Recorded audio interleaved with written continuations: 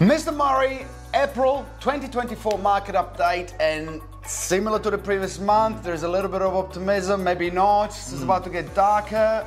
What's your interpretation of the market? Well, certainly the change of the season upon us, and without trying to rip off a rugby cliche, April did seem like a month of two halves. And by what that I mean, I think the first half of the month was still a more oversupplied market.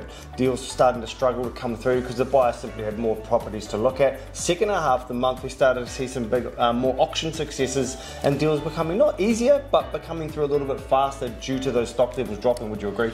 Less properties on the market, as you would expect, as we're getting into winter. People are not coming on the market as much as they would in summer, spring and autumn. That goes without saying. So this level of supply and stock demand, the level of demand and supply is kind of equaling out one way or another. So there is a little bit more momentum. At the same time, we're looking ahead, and we're looking ahead of the bright line testing reverting. And we talked about it last month, so we don't want to repeat it.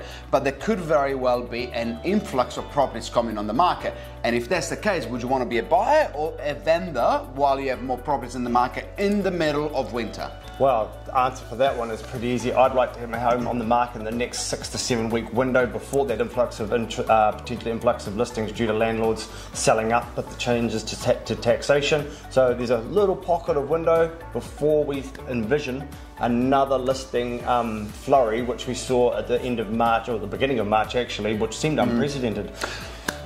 I couldn't agree more, and I think unfortunately 2024, and I'm lucky that I'm feeling happy that I'm not the only person that got it wrong. Even Tony Alexander last year said an increase of 8%, right? And I thought that was going to be around there. You thought it was a bit less than that. Well, at the moment we're looking at the decrease potentially in prices, and I think there's going to be another wave of listing, as we just said, coming on the market, meaning that we're not seeing the light at the end of the tunnel. But at the same time, properties are still selling.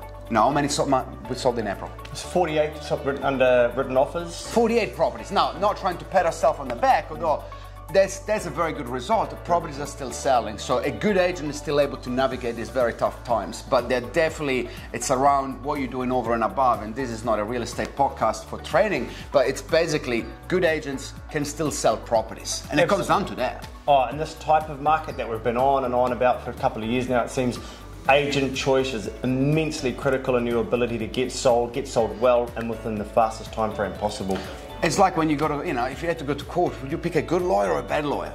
Always a good one. Yeah, if you got to get a haircut, would you pick a barber that does a good job or one that doesn't? Obviously. It goes without saying. But when you're looking at investing, when you're looking at selling potentially one of your biggest investments, then the choice needs to be calibrated. Yeah.